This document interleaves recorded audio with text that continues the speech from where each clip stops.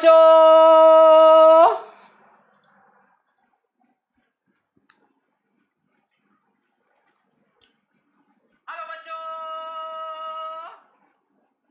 एक खूबसूरत सी शाम में आप सभी का स्वागत है। आज भी हम पढ़ रहे हैं ऑल्टरनेटिंग करंट। हमारा ऑल्टरनेटिंग करंट चैप्टर चल रहा है, इन डिटेल इन डेप्थ पढ़ रहे हैं, बढ़िया डीपीपी सॉल्व कर रहे हैं, बढ़िया ढेर सारे न्यूमेरिकल्स कर रहे हैं। अभी तक आपने ऑल्टरनेटिंग करंट में क्या क्या पढ़ लिया है? आपने ये पढ़ लिया है कि भाई एसी करंट डीसी से किस तरह से अलग होता है, एसी में एवरेज वैल्यू कैसे निकालते हैं, आरएमएस वैल्यू कैसे निकालते हैं। उसके बाद हमने प्योर रेजिस्टिव सर्किट देखा जिसमें सिर्फ एक रेजिस्टर था, प्योर कैपेसिटिव सर्किट देखा जिसमें सिर्फ एक कैपेसिटर था, प्योर इंडक्टिव सर्किट देखा जिसमें सिर्फ एक इंडक्टर था। तीनों की अलग अलग प्रॉपर्टी थी। करंट कभी लैग करता है तो कभी लीड करता है। जैसे इंडक्टर केस में हमने देखा करंट 90 डिग्री लैग करता है और कैपेसिटर के केस में करंट 90 डिग्री लीड करता है वोल्टेज से। इसके बाद बच्चों हमने कॉम्बिनेशन लेना स्टार्ट कर दिया। क्या क्या कॉम्बिनेशन आपने पढ़ा अभी तक? आपने पढ़ा LR सर्किट जिसमें इंडक्टर हो और रेजिस्टर हो, है ना। और उसको बहुत सिंपल तरह से हमने समझ लिया था, उसके न्यूमेरिकल्स भी कर लिए और उसकी डीपीपी भी आपने अब तक सॉल्व कर ली होगी। जो क्वेश्चंस फंसे हैं उसके सोल्यूशन आपको संडे या मंडे यानी कल या परसों में मिल जाएंगे। हमने पढ़ा था RC सर्किट जिसमें एक रेजिस्टर था, एक कैपेसिटर था, है ना। उसके अंदर की हमने सारी चीज़ें पढ़ी, फेजर डायग्राम पढ़ा, सवाल सॉल्व करने का तरीका पढ़ा, इम्पिडेंस एक नई चीज़ हमने पढ़ी, है ना। इम्पिडेंस कैसे निकालते हैं ये समझा और इस तरह से उसके भी कई सवाल हमने टैकल किए। लेक्चर के एंड में जाते जाते कल हमने आपको एक बहुत बढ़िया सवाल भी कराया था, है ना। कल काफ़ी लंबी क्लास चली गई थी, आज छोटी है। आज मैक्स टू मैक्स 20 से 25 मिनट की क्लास है, छोटी सी क्लास लेंगे हम, वेरी स्मॉल क्लास। हाँ, अब इसके बाद बच्चों जो सर्किट आना चाहिए वो आना चाहिए LCR जिसमें इंडक्टर भी हो, कैपेसिटर भी हो और रेजिस्टेंस भी हो। और एक सर्किट और रह गया था, कौन सा रह गया था बताएं आप लोग? एक सर्किट और कौन सा रह गया था? सरप्राइज बेटा कल आने वाला है, कल सरप्राइज आने वाला है। एक और कौन सा सर्किट रह गया था? एक तो LCR रह गया और कौन सा? LC। बेटा LC ऑसिलेशंस भी हम आगे पढ़ेंगे, बट इस बीच एक नई चीज आपको हमें इंट्रोड्यूस करनी थी और वो था पार इन एसी, कि एसी में हम पार कैसे कैलकुलेट करते हैं। डीसी में तो हमें पार पता था कैसे निकलती थी, कैसे निकलती थी? I स्क्वायर R से, है ना, या V स्क्वायर अपॉन R से, या I स्क्वायर इंटू R से। इस तरह से हमने डीसी सर्किट में पार निकाली थी, है ना। अब हमको एसी सर्किट में भी थोड़ी पार की जानकारी होनी चाहिए। बेटा पार की जानकारी होगी तभी LCR सर्किट पढ़ने में मजा आएगा। ऐसा क्यों बोल रहा हूं? क्योंकि LCR सर्किट से जुड़ा हुआ एक टॉपिक आता है रेजोनेंस। कौन सा? रेजोनेंस एक टॉपिक आता है, LCR सर्किट के जस्ट बाद आता है। रेजोनेंस को समझाने के लिए आपको पार को जानना बहुत जरूरी है बच्चा। रेजोनेंस को समझने के लिए आपका पार को समझना बहुत जरूरी है। रेजोनेंस का जो फिनोमेना होता है वहां पे पार मैक्सिमम होती है, तो मैं वहां बताऊंगा पार मैक्सिमम, आप कहोगे सर पार क्या है। तो आज बीच में हमने एक कह सकते हो एक शॉर्टकट लिया है या एक हम साइड वाले रास्ते पे आ गए हैं और आपको पार समझाएंगे। अभी तक हम एसी सर्किट्स पढ़ते जा रहे थे, है ना, pure resistive, pure inductive, pure capacitive, LR circuit, RC circuit पढ़ा। अब एक नया टॉपिक इंट्रोड्यूस कर रहे हैं, पार इन एसी। तो बच्चों आज का टॉपिक होगा पार इन एसी, साथ में एक नया टर्म पढ़ेंगे पार फैक्टर, और साथ में एक एक्सक्लूसिव टॉपिक मैं आज पढ़ाऊंगा जो मैंने ऑलरेडी पहले नहीं पढ़ाया है, दैट इज वाटलेस करंट। उसके ऊपर हम लोग एक जेई का आया हुआ सवाल भी करेंगे 2018 का, वाटलेस करंट। और उसके बाद बच्चों एक छोटा सा टॉपिक पढ़ेंगे चोक कॉइल। तो कुल मिला के आज 3-4 टॉपिक पढ़ने हैं, छोटे छोटे 5-5 मिनट के 7-7 मिनट के टॉपिक हैं।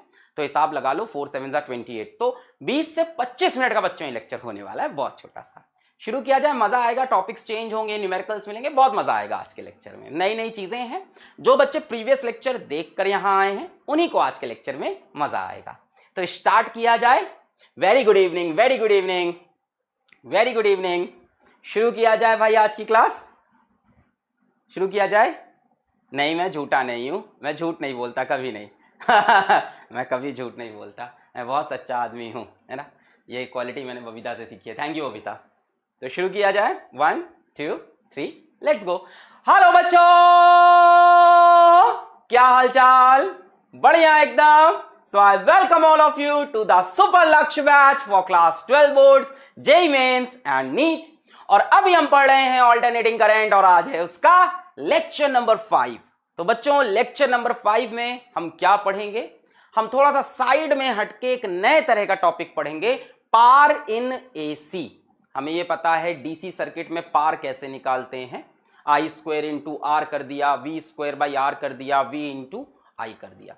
आज हम पार इन एसी पढ़ेंगे। अभी तक आप एसी सर्किट्स पढ़ रहे थे, pure inductive circuit, pure capacitive circuit, pure resistive circuit, LR circuit, RC circuit. अभी बचा है एलसीआर सर्किट और एलसी ऑसिलेशन। पर बेटा उसको थोड़ा सा बाद में पढ़ेंगे। क्यों? क्योंकि एक टॉपिक बीच में पढ़ना बड़ा जरूरी है, पार, कि एसी में पार कैसे निकालते हैं। तो बच्चों आज हम पढ़ेंगे पार इन एसी, पार फैक्टर, एक एक्सक्लूसिव टॉपिक, वाटलेस करंट, और उसके ऊपर आया हुआ जेईई मेंस 2018 का सवाल, एंड लास्ट में चोक कॉइल। तो शुरू करें। जी हाँ भाइयों और बहनों, मेरा नाम है अलक पांडे और हमारा आपका खूबसूरत सा फिजिक्स वाला। So let us start today's class. Chats में ज्यादा यार बहुत टाइम मत बर्बाद करना, टॉपिक पढ़ो, बहुत आसान टॉपिक है, बहुत समझ में आएगा, बहुत ही आसान है। मैं एक एक तरह के सवाल लेके आया हूं। आज के लेक्चर की भी आपको मिलेगी क्या, खूबसूरत सी डीपीपी। तो सवाल लगाते जाइए। तो सबसे पहले हमें कवर करना है पार इन एसी। बच्चों इसके अंदर हम इंस्टेंटेनियस पार, एवरेज पार, अपैरेंट पार, तीन तरह की पावर पढ़ेंगे। Instantaneous, average, apparent. सबसे ज्यादा एवरेज का यूज होता है। उसके बाद एक छोटा सा टॉपिक है पावर फैक्टर, उसके बाद एक और टॉपिक है वाटलेस करंट, और लास्ट में हम एक टॉपिक पढ़ेंगे चोक कॉइल। चार टॉपिक आज हमें कवर करने हैं। तो शुरू किया जाए भाई आज का लेक्चर। Let us start. सबसे पहले कि पार क्या होती है, सभी को पता है पार क्या है, रेट ऑफ डूइंग वर्क या rate of flow of energy इस पार, है ना। तो ये चीज यहां पे लिखी है, the rate at which electrical energy is consume in an electric circuit is called its power. बड़ा सिंपल है, जिस रेट पे एनर्जी कंज्यूम हो रही है उसको हम पार बोलते हैं। तो बकवास बात थी भाई, आगे बढ़ते हैं। In DC circuit power P is equals to V into I, ये सबको पता है। डीसी सर्किट में पार कैसे निकलता था, वी इंटू आई से निकलता था। हाँ, रेट ऑफ डूइंग वर्क भी है, rate of doing electrical work हो जाएगा यहाँ, है ना। Rate of consumption of electrical energy हो जाएगा यहाँ। तो हमने डीसी सर्किट में पार देखा था, सिंपली क्या होता था, जो भी बैटरी का वी हो वही लगा दो इनटू करंट आई। किसी रजिस्टर वगैरह में लगाना निकालना है ना, जैसे मान लो डीसी सर्किट है, ये मान लो रजिस्टर है, इस रजिस्टर में करंट मान लो आई जा रहा है, पोटेंशियल डिफरेंस इसके अक्रॉस मान लो वी है। तो बेटा सिंपल पार क्या हो जाएगा, वी इंटू आई। इसका रेजिस्टेंस अगर आर है तो वी की जगह आई आर रख सकते हैं। तो कितना हो जाएगा, वी की जगह आई आर रखा, आई स्क्वायर आर, है ना। और क्या कर सकते हैं, आई की जगह वी बाई आर रख सकते हैं, आई की जगह वी बाई आर रख सकते हैं, तो हो जाएगा वी स्क्वायर बाई आर। तो इस तरह से बच्चों हमने डीसी सर्किट के अंदर पार को टैकल किया था और इस पे सवाल भी किए थे कि नहीं किए थे। जिन बच्चों को किसी भी तरह के ऐप पे प्रॉब्लम हो रही है, नीचे लिखे वो नंबर्स पे व्हाट्सएप करें, हमारी नीचे लिखी सपोर्ट की जीमेल आईडी पे मेल करें, वहां से आपको रिवर्ट मिल जाएगा। तो ये सारी चीजें हमने डीसी सर्किट में देखी थी, बड़ा आसान था। Power P is equals to V I, या power P is equals to, क्या किया, वी की जगह आई आर रख दिया, आई स्क्वायर आर हो गया, या आई की जगह वी बाई आर। ये तो डीसी की कहानी थी। एसी में लोचा क्या है, आओ देखते हैं। In AC circuit both V and I vary with time. क्या ये बात सच है, यस और नो? चलिए मुझे जवाब दीजिए थोड़ा सा, क्या ये बात सच है? In AC circuit both V and I vary with time, yes और नो? यस, है ना। वोल्टेज भी टाइम डिपेंडेंट होता है, करंट भी टाइम डिपेंडेंट होता है। तो भाई साहब क्या दिक्कत होगी? So power P also varies with time. बेटा पार का फॉर्मूला यहां पे भी यही होगा, पार का फॉर्मूला हमने लगाया v इंटू आई। अब भाई v भी टाइम के साथ चेंज हो रहा, करंट भी टाइम के साथ चेंज हो रहा, तो पार भी क्या होगी, टाइम के साथ चेंज होगी। यहाँ की पार, वहां पे पार हमारी कांस्टेंट मिलती थी, यहाँ पार भी ऐसे साइन या कॉस का ग्राफ वगैरह फॉलो करने लग जाएगी, है ना। पार भी टाइम वेरिंग पार हो जाएगी। अच्छा, सो वी गेट इंस्टेंटेनियस पार। तो हम पार की जगह क्या पढ़ते हैं, इंस्टेंटेनियस पार, कि किसी गिवन टाइम पे पावर क्या है। भाई गिवन टाइम पे v की वैल्यू कुछ और है, i की वैल्यू कुछ और है, थोड़ी देर बाद v की वैल्यू बदल गई, i की वैल्यू भी बदल गई, तो पावर की वैल्यू भी बदल जाएगी। तो पावर टाइम के साथ चेंज होता रहेगा। तो बेटा इंस्टेंटेनियस पावर का फॉर्मूला क्या हो जाएगा, p एट टाइम t, इसको क्या बोल सकते हैं, इंस्टेंटेनियस पावर, है ना। इंस्टेंटेनियस पावर का फॉर्मूला क्या हो जाएगा, v इंटू आई। अब कहोगे सर क्या डिफरेंस है? बेटा डिफरेंस ये है कि यहाँ पे v और i कांस्टेंट नहीं है, चेंज हो रहे हैं। v की जगह क्या लिख सकते हैं आप, एक काम करते हैं, v की जगह क्या लिख सकते हैं, एक काम करते हैं, हम लोग थोड़ा यहाँ पे एजम्पशन मानते हैं, यहाँ पे एक छोटा सा एजम्पशन मान लेते हैं, यहाँ पे एक छोटा सा एजम्पशन मान लेते हैं। Let v is equals to v nought sine omega T. और करंट क्या मानूं मैं, बताओ करंट क्या मानूं, I not sine omega T मान लो, फिर कहाँ मजा आएगा, फिर तो दोनों सेम फेज में हो जाएंगे। थोड़ा फेज वगैरह भी चेंज कर लेते हैं। करंट क्या मान लूं बताओ, अगर करंट को मैं आई नॉट साइन ओमेगा टी मानता हूं, आई नॉट साइन ओमेगा टी, तो प्योर रेजिस्टिव सर्किट के लिए ट्रू होगी बात। एसी में तो रेजिस्टिव भी है, कैपेसिटिव भी है, इंडक्टिव भी है, एलआर भी है, आरसी भी है, एलसीआर भी है। तो मुझे बताओ मैं करंट की इक्वेशन क्या मान लूं जो शायद सब पे वैलिड हो जाए। करंट की ऐसी इक्वेशन बताओ जो सभी सर्किट पे लग जाए, है ना। अगर मैं लिख दूं I is equals to I not sine omega T, तो वो सिर्फ प्योर रेजिस्टिव पे लगेगी। प्लस पाई बाई टू मत बोलो भाई, पाई बाई टू बोलने अगर प्लस पाई बाई टू बोलोगे तो या तो प्योर कैपेसिटिव पे लगेगी या प्योर इंडक्टिव में। प्लस फाई बोल दे, फाई की वैल्यू चेंज हो सकती है। तो हमने बोल दिया let I is equals to I not sine omega T plus phi. अब बच्चों इस एक्सप्रेशन से आप कोई भी सर्किट बना सकते हो, कोई भी सर्किट। कह रहे हो माइनस फाई लगाएं, यार प्लस लगाओ माइनस लगाओ एक ही बात है। मान लो प्योर, चलो मुझे जवाब देते जाओ, अब जवाब देते जाओ। प्योर रेजिस्टिव सर्किट में फाई की वैल्यू, प्योर रेजिस्टिव में फाई की वैल्यू, प्योर रेजिस्टिव में फाई की वैल्यू, प्योर रेजिस्टिव में फाई की वैल्यू, प्योर रेजिस्टिव में फाई की वैल्यू 0। सभी को क्लियर?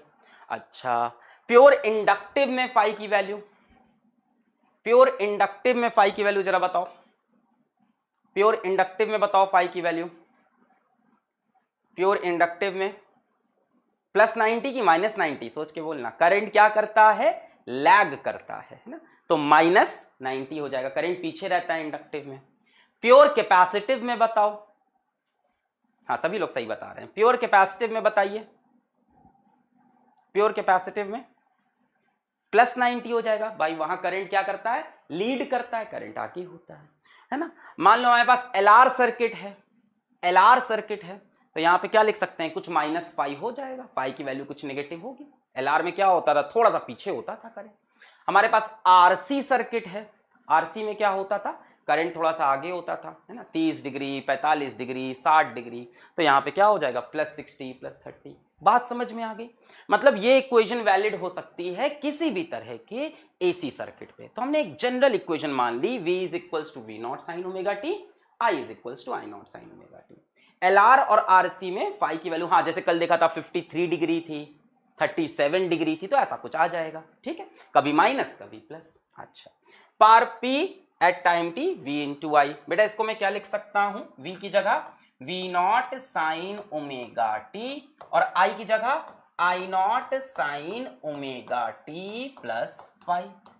ये हो गई इंस्टेंटेनियस पार, है ना। इसको थोड़ा और संभाल के लिखा जाए तो ऐसे लिख सकते हैं, power at time T V not, I not को एक तरफ कर लो, क्या बचा साइन ओमेगा टी, और क्या हो गया sine omega T plus phi. ये हो गई बच्चों हमारे पास इंस्टेंटेनियस पार। ये क्या हो गई, इंस्टेंटेनियस पार। ये टाइम के साथ चेंज होगी कि नहीं होगी, बिल्कुल चेंज होगी। जैसे जैसे हमारा टाइम चेंज होगा ओमेगा टी की वैल्यू चेंज होगी। बेटा फाई चेंज नहीं होगा, for a given circuit phi is constant. अगर एक सर्किट सामने रखा है तो उसका फाई तो कांस्टेंट रहेगा ना, फेज डिफरेंस तो कांस्टेंट रहेगा, टाइम चेंज होगा, टाइम चेंज होगा, फाई चेंज नहीं होगा। क्लियर है? फाई चेंज नहीं होगा, फाई क्या रहेगा, कांस्टेंट रहेगा टाइम के साथ। फाई क्या था भाई, फेज डिफरेंस था, याद है tan फाई क्या आ रहा था, एक्सएल बाई आर, तो ना ही एक्सएल चेंज होना है ना ही आर चेंज होना है for a given circuit. Clear है यहां तक? अच्छा, तो ये इंस्टेंटेनियस पार थी। इसका यूज कितना है, वेरी लेस यूज, बेटा इसका जल्दी कोई इस्तेमाल नहीं होता है, वेरी लेस यूज, फिर भी पढ़ाया जाता है, इसका बहुत ज्यादा इस्तेमाल नहीं है। ज्यादा इस्तेमाल किसका होता है, एवरेज पार का होता है, ठीक है। आगे बढ़ते हैं, average power over one cycle P bar, और ऐसे आपको पता है एवरेज ऐसे लिखते हैं, ऐसे करके या ऐसे करके लिखते हैं, ठीक है। अच्छा, अब हमें एवरेज पार चाहिए। बेटा अगर फिर से हम मान लें let v is equals to V not sine omega T and I is equals to I not sine omega T plus five, तो बेटा पार एट टाइम t कितना हो जाएगा v इंटू आई, यानी v nought sine omega T I not sine omega T plus five. थोड़ा ध्यान दीजिएगा, मैं इसको सिंप्लीफाई करने जा रहा हूं एवरेज निकालने के लिए, ध्यान दीजिएगा बस यहां से। So power at time t is equals to V not I not sine omega T plus five. यहां तक क्लियर है? इंस्टेंटेनियस पार आई है, यहां तक क्लियर है? आरएलसी सर्किट होता है बेटा, पर मैं उसको बाद में पढ़ाऊंगा, क्योंकि थोड़ा सा पार का इंट्रोडक्शन देना आपको जरूरी है, यहाँ पे पार समझाना जरूरी है। क्योंकि एलआरसी सर्किट या आरएलसी सर्किट या सीएलआर सर्किट जो भी बोल लो बेटा, वहां पे एक टॉपिक आता है रेजोनेंस। रेजोनेंस तब होता है जब पार मैक्सिमम होती है, तो पार आना जरूरी है। यहां तक क्लियर है? अच्छा, अब मुझे चाहिए एवरेज। जरा आगे बढ़ते हैं, इसको थोड़ा सिंप्लीफाई करते हैं, ठीक है? So power at time T, इसको थोड़ा सिंप्लीफाई करते हैं, जरा देखो। Power at time T is equals to V not I not sine omega T plus five. अब मैं एक काम करता हूं बेटा, साइन ए प्लस बी का फॉर्मूला लगा देते हैं। साइन ए प्लस बी का फॉर्मूला सभी को पता है क्या होता है? साइन ए प्लस बी का formula sine A cos B, cos A sine B. देखो साइन ए प्लस बी लिखा है, इसको हम लोग चेंज कर सकते हैं। ध्यान दे, वरना बाद में बोलेंगे रिपीट, समझ में नहीं आया। V not I not sine omega T, इसको एज इट इज लिख लिया। यहां पे साइन ए प्लस बी का फॉर्मूला लगाएंगे। ध्यान देखें, साइन ए प्लस बी क्या हो जाएगा? Sign A cos B, sign A cos B plus क्या लिख सकते हैं? कॉस ए साइन बी लिख सकते हैं। बताओ मुझे, यस और नो? यही होता है sine A plus B. Sign A plus B क्या होता है? Sine A cos B, cos A sine B. Clear यहां तक? अच्छा, एक काम करते हैं, साइन ओमेगा टी से इसको मल्टीप्लाई कर देते हैं। V not I not sine omega T को अंदर भेजा, देखो क्या बनेगा? साइन स्क्वायर ओमेगा टी, इसको अंदर भेजा और क्या बना? Cos five. ठीक, इन दोनों में से बच्चों वेरिएबल कौन सा कंपोनेंट है? मुझे जरा ये बताओ। यहां पे लाइट चली गई, मैं फैन ऑन कर दूं। इन दोनों में से वेरिएबल कंपोनेंट कौन सा है? Which is the variable component? Which is the variable component? इन दोनों में से वेरिएबल कंपोनेंट कौन सा है? ये बात क्लियर होनी चाहिए। Sine square omega T. बेटा कॉस फाइव की वैल्यू क्या होती थी? Zeta L by R, zeta C by R. तो ना रेजिस्टेंस चेंज होता है ना जीटा चेंज होता है। ये तो बेटा कांस्टेंट क्वांटिटी है कॉस फाइव। बात क्लियर हुई? कॉस फाइव क्या है? कांस्टेंट क्वांटिटी है। फेज डिफरेंस तो कांस्टेंट रहेगा ना। अच्छा, साइन ओमेगा टी से इसको भी मल्टीप्लाई करते हैं तो क्या बन जाएगा? यहां आ जाएगा sign omega T cos omega T into sine five. चलो भाई ये भी ठीक है। अच्छा, इसको देख के कुछ फीलिंग आ रही है? साइन थीटा कॉस थीटा, कुछ फीलिंग आ रही है? अगर यहां पे 2 हो जाए, सोचो साइन थीटा कॉस थीटा, अगर यहां पे 2 लिख जाए तो साइन 2 थीटा बन जाएगा, है ना? साइन थीटा कॉस थीटा, अगर 2 और मिल जाए, अगर मैं यहां 2 से मल्टीप्लाई करके 2 से डिवाइड कर दूं तो कोई दिक्कत? मेरे ख्याल से तो कोई दिक्कत नहीं होनी चाहिए। अगर मैं इस जगह पर 2 से मल्टीप्लाई और 2 से डिवाइड कर दूं तो चलेगा। 2 sine omega T cos omega T क्या बन जाएगा? साइन 2 थीटा बन जाएगा। सो हम लिख सकते हैं V not I not sine square omega T cos five plus बेटा 2 sine omega T cos omega T sine 2 omega T, sine 2 theta बन जाएगा ना, ये है ना? साइन थीटा कॉस थीटा और 2 sine theta cos theta sine 2 theta, और साथ में sine five divided by 2 as it is लिख देते हैं। ठीक है, यहां तक मेरा पार का एक्सप्रेशन बन गया है। जरा इस पार के एक्सप्रेशन को याद नहीं करना है, बिल्कुल नहीं याद, जब करना होगा मैं बता दूंगा। जरा इस पार के एक्सप्रेशन को ध्यान से देख लो। इसको कुछ भी अभी तक जितना बताया है कुछ भी लर्न नहीं करना है। जहां लर्न करना होगा बताऊंगा, अभी बस देखते जाओ। ठीक, अब क्या किया जाए? इसका एवरेज निकाला जाए। एवरेज निकालना याद है? बार लगाना याद है? मैंने कुछ शॉर्टकट बताए थे एवरेज निकालने के।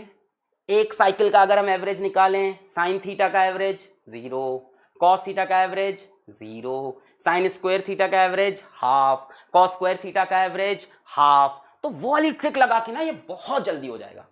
अदरवाइज भी इसका एक फॉर्मूला है पार का एवरेज निकालने का। यहां तक क्लियर है? मैं नेक्स्ट पेज पे आ रहा हूं, इसी एक्सप्रेशन को वहां लिखते हैं। नेक्स्ट पेज पे हमने अभी तक देखा पार एट टाइम टी मेरे पास आ रही है V not I nought, power at time T मेरे पास आ रही है V not I not sine square omega T cos phi plus 2 sine plus sine 2 omega T, और शायद साइन फाई लिखा है यहाँ पे ना, मेरे ख्याल से तो साइन फाई ही है, साइन फाई डिवाइडेड बाई 2। अब बेटा सुनो, एवरेज पार निकालने के दो तरीके हैं। मेरे को एवरेज पार चाहिए। एवरेज पार किसके लिए बेटा निकाल लें, जरा पढ़ो, हेडिंग पढ़ो। Average power over one cycle. अच्छा, तो average power over one cycle अगर हम जाएं तो मेरे पास बेटा दो तरीके हैं एवरेज पार निकालने के। पहले लेंदी मेथड याद दिलाऊं आपको, देखते हैं कितने लोगों को याद है। क्या एवरेज पार का फॉर्मूला ये बनेगा, सोच के बताना, integration of P D T from 0 to T divided by T minus 0। क्या ये मेथड सही है? लंबा मैं नहीं पूछ रहा हूं, क्या ये सही है? क्या ये मेथड सही है कि गलत है, मुझे बताओ।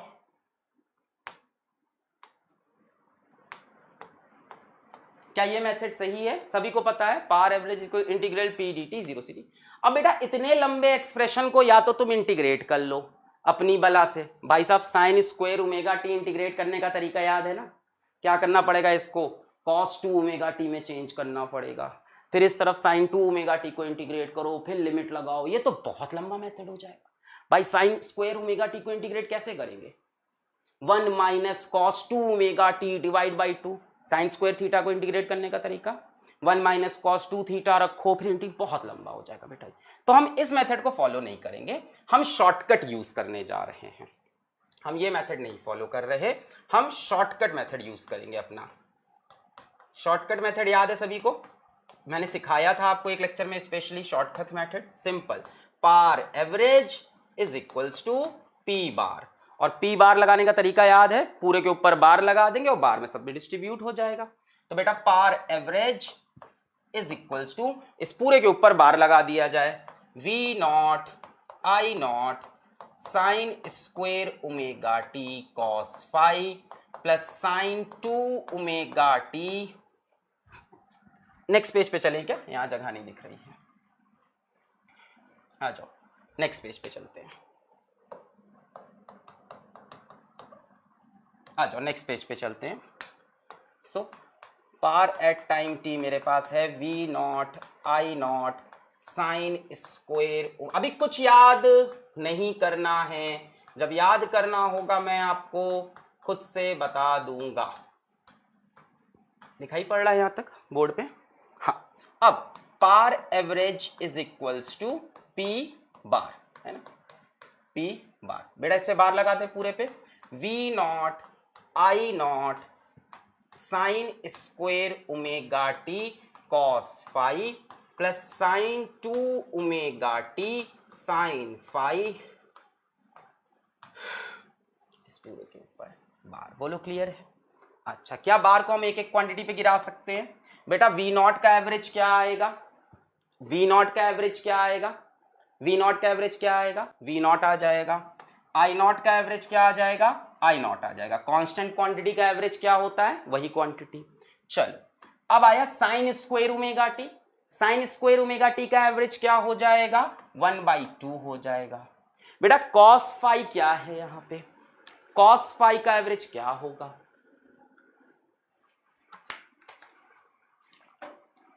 कॉस फाई का एवरेज क्या होगा? कई लोग कह रहे हैं 0। बेटा 0 नहीं होगा, कॉस फाई कांस्टेंट है, फाई चेंज नहीं होगा, तो कॉस फाई भी चेंज, बेटा कांस्टेंट है वो, कॉस ओमेगा टी नहीं लिखा है, कॉस फाई लिखा है। फाई क्या है? कांस्टेंट है। कोई चीज लगातार कांस्टेंट रहेगी तो उसका एवरेज वही वैल्यू तो होगा। मान लो कॉस फाई की वैल्यू है 0.5, तो 0.5 0.5 0.5 0.5 का एवरेज 0.5, तो बेटा इसका एवरेज आ जाएगा cos phi, this is a constant. अच्छा अब बताओ जरा sin 2 ओमेगा टी का एवरेज, sin 2 ओमेगा टी का एवरेज बताओ, sin 2 ओमेगा टी का एवरेज, sin 2 ओमेगा टी का एवरेज 0 रहेगा भाई, ये तो sin 2 ओमेगा ओवर 1 साइकिल क्या आएगा 0, और इंटू sin phi तो कांस्टेंट है पर कोई मतलब ही नहीं, अब तो एक 0 आ ही गया है, तो बेटा ये क्वांटिटी तो 0 हो गई। सो हमें एवरेज पावर कितनी मिली, v nought I nought into half into cos phi, वो टर्म तो पूरा 0 हो जाएगा, है कि नहीं, ये टर्म तो गया पूरा 0, ये मिला। अब इसको मैं कितनी खूबसूरती से लिखूंगा, जरा ये चीज देखना कि इसको कितनी खूबसूरत तरह से लिखा जाएगा, जरा ध्यान देना। क्या मैं इसको ऐसे लिख सकता हूं, v nought by root two into I nought by root two, इस टू को मैंने root two into cos phi, क्या ये सही है, v nought by root two I nought by root two cos phi, ऐसा लिख सकते हैं? नहीं बेटा, पावर एवरेज फॉर 1 साइकिल 0 नहीं होती है, यही चीज आपको देखने को मिलने वाली है। लिख सकते हैं, मैंने हाफ को यहां पे रूट टू और यहां पे रूट टू लिख लिया। अब जरा देखो v nought by root two क्या बन गया, v R M S, I nought by root two क्या बन गया, आई आर एम एस, और साथ में कॉस फाई। बेटा ये फॉर्मूला है एवरेज पावर ओवर 1 साइकिल, याद रखना, average power over 1 cycle. Clear, V R M S I R M S cos phi. अब बच्चे कह रहे हैं इसका शॉर्टकट बताओ, बेटा ये शॉर्टकट ही तो बताया है अभी तक, जो अगर मैं आपको एक्चुअल मेथड से कराने लग जाऊं तो फिर तो आज का पूरा लेक्चर इसका इंटीग्रेशन में निकल जाएगा, ये इसका शॉर्टकट से ही तो निकाला, V R M S I R M S cos phi. देखो जो बच्चे कह रहे हैं ये लॉन्ग है, तो एक काम करो इंटीग्रेट करो, फिर देखो क्या लॉन्ग होता है, इंटीग्रेट करके देखो तब मजा आएगा तुम्हें, बहुत लंबे मेथड है भाई साहब, इस एक्सप्रेशन को इंटीग्रेट करने में जान निकल जाएगा, आपको इसको चेंज करना पड़ेगा, 1 माइनस कॉस 2 ओमेगा टी, फिर 1 का इंटीग्रेशन कॉस 2 ओमेगा टी का इंटीग्रेशन, ओमेगा की जगह 2 पाई बाई टी रखोगे, तब लिमिट 0 से टी लगाओगे, बहुत लंबा हो जाएगा। क्लियर है भाई, ओमेगा की जगह 2 पाई बाई टी रखना पड़े, बहुत लंबा हो जाएगा। क्लियर है, so finally power average V R M S I R M S cos phi.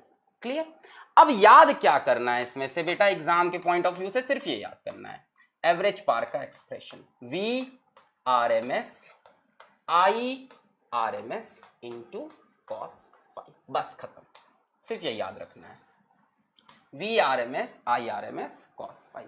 अब बेटा इसमें से कॉस फाई जो होता है ये एक नई चीज है, इस कॉस फाई को हम बोलते हैं पावर फैक्टर, ये एक नई चीज है, इसको हम बोलते हैं पावर फैक्टर, इसका ना एक नया नाम रखा है पावर फैक्टर।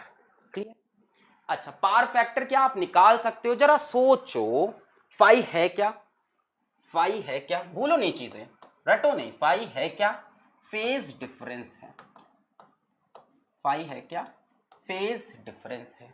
क्या हम पावर फैक्टर निकाल सकते हैं कॉस फाई, जरा सोचते हैं, एक सिंपल एलआर सर्किट ले लेते हैं, सिंपल एलआर सर्किट ले लेते हैं, दोनों ले सकते हैं, एलआर भी ले सकते हैं, आरसी भी ले सकते हैं, जो आपको अच्छा लगे, जो भी जो सर्किट लेना चाहो, अभी एलसीआर नहीं पड़ा वरना वो भी ले सकते थे। और एक एलआर सर्किट देखते हैं बेटा, एलआर सर्किट में क्या ऐसे आर बनेगा, क्या इस तरफ जीटा एल बनता था अगर याद हो तो, क्या ऐसे जेड बनता था, बोलो क्लियर है, आर जीटा एल जेड, बेटा क्या ये एंगल ही फाई होता था, अगर मैं इस ट्रायंगल को कंप्लीट कर लूं तो क्या कॉस फाई की वैल्यू आर बाई जेड आएगी, power factor is R by Z, चाहे इसमें चेक कर लो चाहे तुम आरसी सर्किट में चेक कर लो, दोनों में सेम आएगा। आरसी में क्या होता था, इस तरह से आर बनता था, नीचे की तरफ जीटा सी बनता था और ऐसे जेड निकलता था, ये एंगल अपना फाई होता था, ये ट्रायंगल बन गया, यहां से कॉस फाई क्या हो जाएगा, base upon hypotenuse, cos phi is R by Z. तो बच्चों ये पावर फैक्टर है कॉस फाई, वो जिसकी वैल्यू कितनी होती है, कॉस फाई की वैल्यू आर बाई जेड, कब, ऑलवेज, ऑलवेज। क्लियर हो गया, क्लियर हो गया। अब इस एक्सप्रेशन को बच्चे अपने अकॉर्डिंग चेंज भी कर सकते हैं, मैं मना नहीं कर रहा, कोई कह रहा है नहीं सर मैं वी आर एम एस की जगह V nought into root two, V nought, जैसे आपको सही लगे, V nought by root two, I nought by root two, जैसे आपको। IRMS कई बार गिवन नहीं होगा, IRMS निकालना पड़ेगा VRMS बाई Z से। तो ये सारी छोटी छोटी चीजें हम लोग सीखेंगे, बट बेसिक फॉर्मूला यही रहेगा। क्लियर है? क्लियर है, बहुत बढ़िया। चलिए, पार average VRMS IRMS cos phi, phi is phase difference, cos phi is power factor. Clear है? यहां से cos phi is power factor. Clear? phi is phase difference, cos phi is power factor. फिर से आ गया पार फैक्टर cos phi। अब तो आप समझ ही चुके हो cos phi की वैल्यू कितनी होगी। LR सर्किट में भी समझा दिया मैंने आपको। इधर बन गया R, इधर बन गया जीटा L, और ऐसे चला जाएगा Z। ये हो गया एंगल phi। यहां से cos phi की value base upon hypotenuse R by Z। मैंने आपको RC सर्किट में भी समझा दिया। RC में इस तरह से बन जाएगा R, ऐसे बन जाएगा जीटा C, ऐसे बन जाएगा Z, ये हो जाएगा phi। ये ट्रायंगल कंप्लीट किया। यहां से cos phi is equals to base upon hypotenuse. तो बड़ा सिंपल है बच्चों, power factor cos phi is equals to R by Z, where Z is impedance. सबको क्लियर है? क्लियर? चलो, power factor for different circuits, अलग अलग सर्किट का पावर फैक्टर देखते हैं। डिफरेंट सर्किट्स, जितने सर्किट्स हमने अभी तक पढ़े हैं उन सभी का पावर फैक्टर निकालते हैं। आ जाओ, अलग अलग सर्किट देखेंगे, उनका फेज डिफरेंस देखेंगे और फिर उनका पावर फैक्टर cos phi। चलो स्टार्ट करते हैं प्योर रेजिस्टिव से। प्योर रेजिस्टिव से शुरू करते हैं। तो बच्चा प्योर रेजिस्टिव में ऐसे बन जाएगा रेजिस्टर। अगर बच्चों इसमें करंट इस तरह से है तो इसमें V भी इस तरह से होगा। इनके बीच का फेज डिफरेंस कितना होगा? मेरे ख्याल से 0 होगा। बेटा पावर फैक्टर cos phi कितना हो जाएगा? cos 0 की वैल्यू 1 हो जाएगी। अगर मैं यहां की पावर एवरेज पूछूं तो कितनी होगी? VRMS IRMS, बस खत्म। cos phi लिखना होगा, cos 0 इज 1। क्लियर है? VRMS IRMS, VRMS IRMS, power factor कितना हो गया? क्लियर? आगे बढ़ते हैं। मान लेते हैं मेरे पास प्योर इंडक्टिव सर्किट है। प्योर इंडक्टिव सर्किट है, ऐसे सिर्फ एक इंडक्टर है। बच्चों अगर इसमें करंट इस तरह से हुआ, करंट इसमें लैग करता है, तो मेरे ख्याल से वोल्टेज इस तरह से होगा। एंगल कितना हो गया? 90 डिग्री हो गया। cos 90 की वैल्यू कितनी हो गई? 0 हो गई। बच्चों एवरेज पावर भी कितनी हो जाएगी? यहाँ पे 0 हो जाएगी। VRMS IRMS cos phi। बड़ी कमाल की बात है कि एक प्योर इंडक्टिव सर्किट में एक कंप्लीट साइकिल में कोई पावर कंज्यूम नहीं होती। अगर आपके पास कोई प्योर इंडक्टर है, बड़ी कमाल की चीज है बेटा। प्योर इंडक्टर, प्योर कैपेसिटर, काम भी हो जाएगा और पावर भी कंज्यूम नहीं होगी। Average power for whole cycle is 0। अब कोई सोचेगा सर ये कैसे हुआ? अच्छा ये कैसे हुआ, कोई एक्सप्लेन करेगा? How is this happening? How is this happening? थोड़ा इसका फील क्या है ये बताओ जरा। इसका फील क्या है भाई? जब करंट ग्रो कर रहा होगा एक साइड पे तो ये उसको अपोज करेंगे, पावर कंज्यूम होगी। जब करंट डाई करेगा तो उसके साथ चलेंगे, पावर बढ़ेगी। तो इनका तो डायरेक्शन ही बदलता रहता है करंट का, है कि नहीं?